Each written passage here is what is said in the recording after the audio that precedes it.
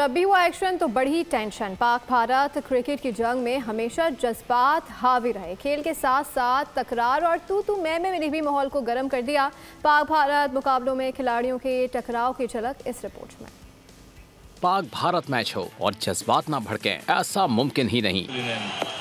1992 world cup में जावेद मियांदाद और किरण मोरे के दरमियान लफ्जी जंग छिड़ गई। 1996 के वर्ल्ड कप में आमिर सुहेल ने वेंकटेश प्रसाद को गर्मी दिखाई, मगर अगली गेंद पर बोल्ड होकर खामोशी से वापस लौट गए। 2004 में शोएब अख्तर और राहुल द्रविड़ का टकराव हुआ, इंजमाम उल हक ने बीच बचाव कराया। 2007 कानपुर वनडे में गौतम गंभीर रन लेते हुए शाहिद आफरीदी से टकराए, फिर दोनों के दरमियान सख्त जुमलेबाजी हुई। 2010 में गंभीर और कामरान अकमल आमने सामने आ गए। इसी मैच में शोएब अख्तर और हरभजन सिंह के दरमियान तकरार ने माहौल को मजीद गरमा दिया। सब्सक्राइब करें और बेल दबाएं ताकि कोई खबर रह न जाए।